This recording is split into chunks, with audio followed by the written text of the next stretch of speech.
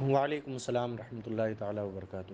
السلام علیکم ورحمۃ اللہ تعالیٰ وبرکاتہ۔ انیس احمد صاحب، آپ کا سوال یہ ہے کہ سجدے میں صرف ناک زمین پر لگ جائے تو سجدہ ہو جاتا ہے کیا، یا پھر ناک کی نرم ہڈی دبانا ضروری ہے؟ اس کا جواب یہ ہے کہ سجدہ ایک نماز کا رکن ہے، یعنی فرض ہے، اور اس فرض کے بھی کچھ لوازمات اور ضروری باتیں ہیں۔ جب تک ان چیزوں کو ادا نہیں کریں گے اس وقت تک سجدہ مکمل نہیں ہوگا۔ اسی طرح اسی سوال کا دوسرا رخ جو ہمارے حاجی احمد صاحب نے کہا کہ پیشانی بھی لگانا ضروری ہے کیا، تو اس کو پہلے آپ سمجھ لیجئے۔ سجدے کے جو لوازمات ہیں، سب سے پہلے یہ کہ ہماری ناک نرم ہڈی تک دبانا ضروری ہے۔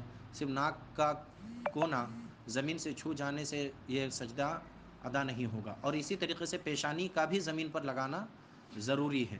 بلکہ اگر کوئی شخص صرف ناک دبانے میں اتنا یہ کرے کہ پیشانی کو زمین سے اٹھا دے تب بھی سجدہ اس کا نہیں ہوگا۔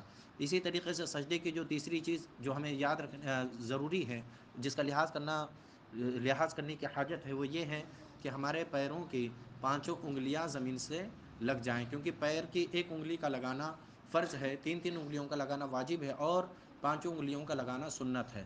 تو اس لیے اس کی عادت ڈالیں کہ ہماری پیشانی بھی لگے، ناک بھی نرم ہڈی تک دبے، اور پیروں کی پانچوں انگلیاں جو ہیں ہماری زمین پر لگیں۔ انگلیاں زمین پر لگنے کا مطلب یہ ہے کہ ان کو باقاعدہ ان کا پیٹ لگے، صرف انگلیوں کا کنارہ ہی صرف زمین پہ سے نہ چھوئے۔